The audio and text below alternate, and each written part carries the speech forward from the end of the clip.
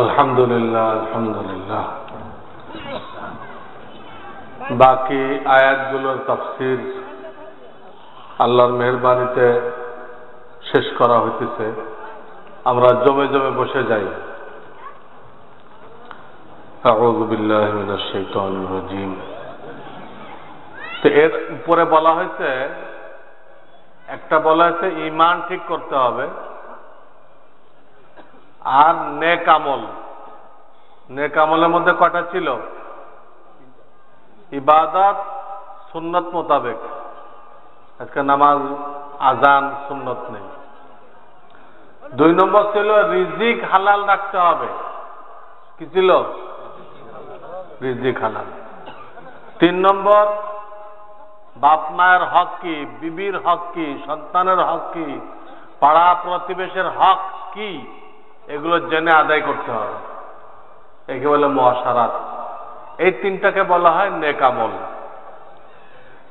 শেষে বলা হয়েছে এই নেক আমল সবাই করতে পারবে না, যে আত্মশুদ্ধি করাইবে, আল্লাহওয়ালাদের সোহবতে যাবে, তাদের মজলিসে বসবে, তারা এই নেক আমলগুলো কন্টিনিউয়াস করতে পারবে। গুনাহ বর্জন করাও কিন্তু নেক আমল।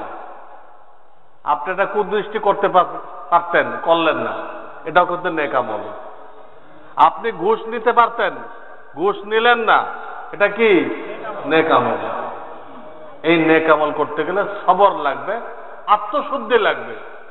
আত্মশুদ্ধি কিভাবে অর্জন হয়? আল্লাহওয়ালাদের সাহচর্যে। আল্লাহওয়ালাদের সাহচর্যে বসলে আত্মশুদ্ধি অর্জন হয়।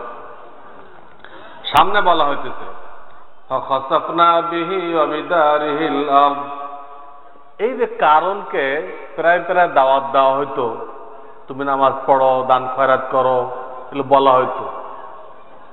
মুসা আলাইহিস সালাম দাওয়াত দিতেন, তারপরে নেক লোকেরা দাওয়াত দিত। এইটা কারণ ভালো নজরে দেখলো না, এই দাওয়াত তার কাছে ভালো লাগলো না। আমি আমার মতো চলবো, এরা এগুলো বলে কেন আমাকে? তখন সে মুসা আলাইহিস সালামকে ঘায়েল করার জন্য একটা প্ল্যান বানাইল।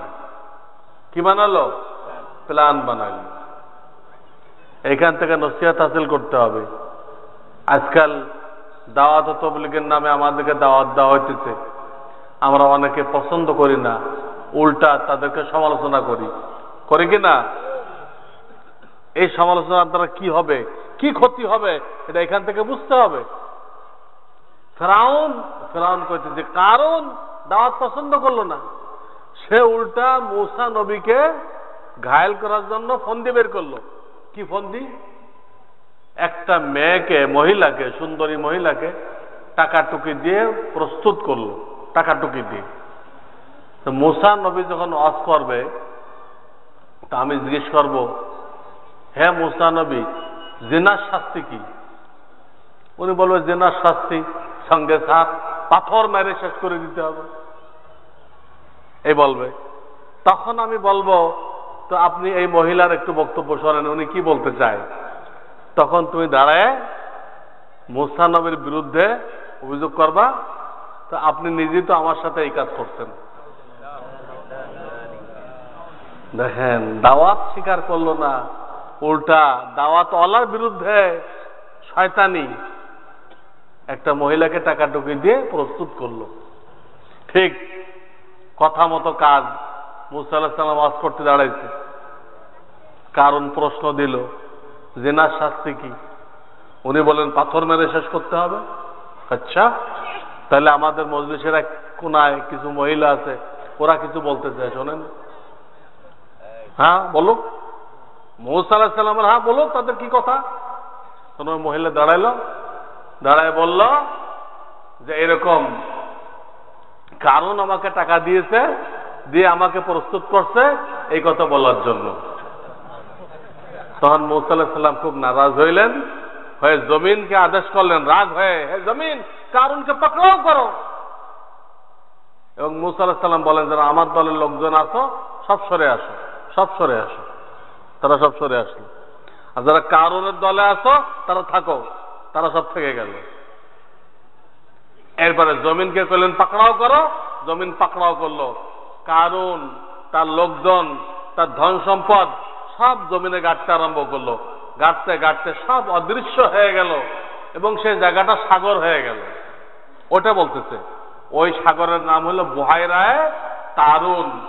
এখন যারা মিশরে যায় তারা এই সাগর দেখে আসতে পারে। এর নাম কি? বুহাইরায়ে কারুন। ফাখাসাফনা বিহি ওয়া বিদারিহিল আরদ। আল্লাহ বলেন আমি তাকে এবং তার সমস্ত বিল্ডিং, সব সম্পদ সব জমিনে গেড়ে দিলাম।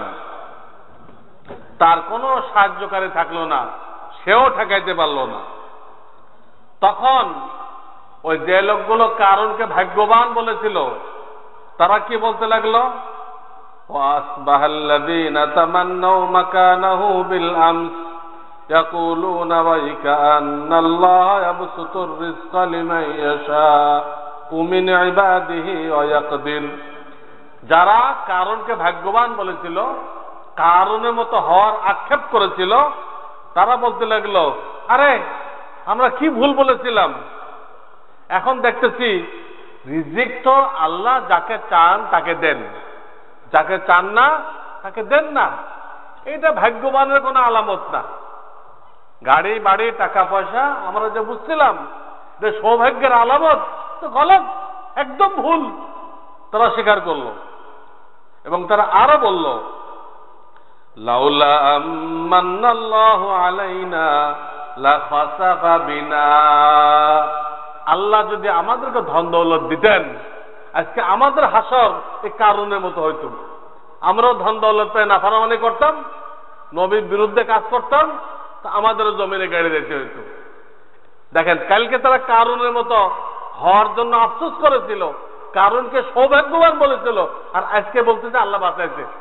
আমাদের ধন দৌলত দেয় নাই, আল্লাহ রক্ষা করছে, আমাদের সব বেঁচে গেছে, আমরা ধ্বংসের হাত থেকে বেঁচে গেছি।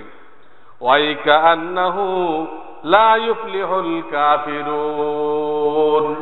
তারা আরো বলল যারা কাফের, যারা আল্লাহর নিয়ামতের নাশুকরি করে, তারা কোনোদিন কামিয়াব হবে না। কাজেই তারা আল্লাহর কাছে ফরিয়াদ করলো, আল্লাহ তুমি আমাদেরকে রক্ষা করছো, আল্লাহ তোমার হাজার শুকর। এই কথা বলে তারা তওবা করে ফিরে আসলো, আর কারুন জমিনে গেড়ে গেল। হাদিসে আছে এখনো গাড়তেছে এবং কিয়ামত পর্যন্ত গাড়তে থাকবে। তাহলে এই নসিহত, এই কিসসা শুনে কি বুঝলাম? মাল দৌলত কি সৌভাগ্যের আলামত? দিনদারি, ইমান, আমল এটা সৌভাগ্যের আলামত। তাহলে আমরা সকলেই আলেম ওলামাদের সোহবতে যায়, হাক্কানি ওলামায়ে কেরামের সোহবতে যায়, আমাদের ইমান আমলকে ঠিক করার জন্য ফিকির করি এবং আল্লাহ যে মাল দৌলত দিচ্ছেন আল্লাহর হুকুম মতো ব্যয় করি, শয়তানের পরামর্শ মতো ব্যয় না করি। আল্লাহ তাআলা আমাদের সকলকে তৌফিক দান করেন। ওয়া আখিরু দাওয়ানা আনিল হামদুলিল্লাহি রাব্বিল আলামিন।